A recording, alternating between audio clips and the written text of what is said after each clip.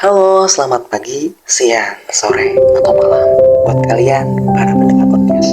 Gimana nih kabarnya? Semoga kalian baik-baik saja ya dan selalu jaga kesehatan.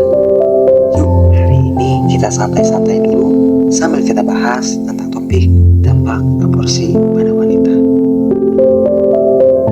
Sebelum kita bahas dan gali-gali tentang dampak aborsi pada wanita, yuk kita bahas dulu tentang pengertian aborsi ya.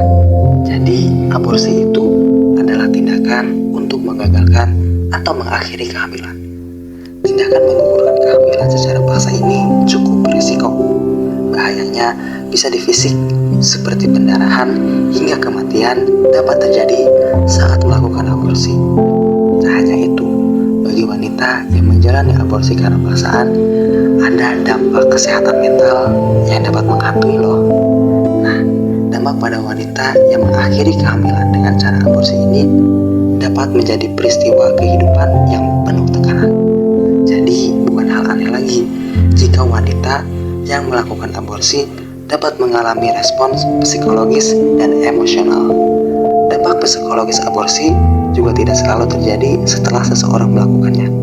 Nah, biasanya nih, beberapa alasan pasien ingin melakukan aborsi antara lain seperti hamil di luar nikah, masalah dengan pasangan, masalah ekonomi, sudah memiliki banyak anak, khawatir janin telah terpapar substansi teratogenik, korban pemerkosaan, kegagalan kontrasepsi, ingin konsentrasi pada pendidikan atau pekerjaan, dan sebagainya. Aturan normatif legal formal secara umum melarang tindakan aborsi dengan memberikan ruang darurat untuk kasus-kasus tertentu.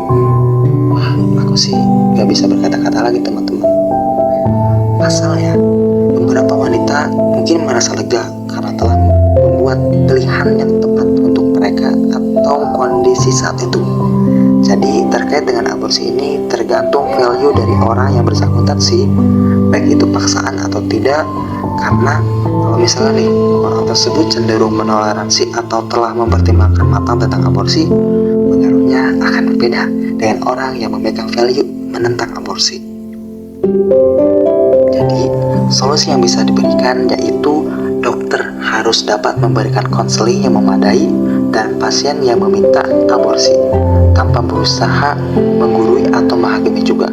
Tanggung jawab seorang dokter sebagai tenaga medis profesional yaitu memberikan informasi yang meluruskan terkait keamanan dari tindakan aborsi tanpa indikasi kesehatan ibu, legalitas aborsi di Indonesia, serta menasihati pasien untuk tetap mempertahankan kehamilannya sembari memberi informasi seputar antenatal care yang memadai juga.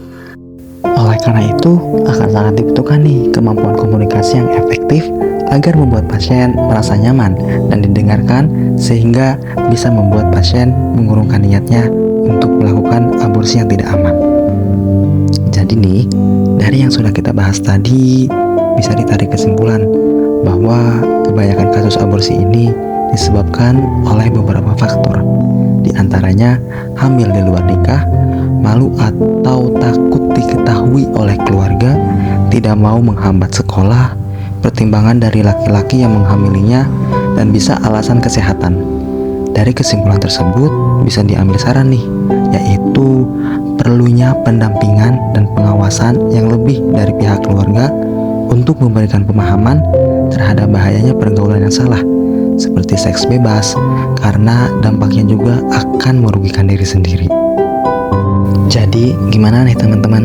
Topik yang kita bahas hari ini cukup memberikan wawasan pengetahuan kan? Selalu jaga diri ya dan hindari pergaulan bebas. Juga terapkan pola hidup yang sehat ya teman-teman.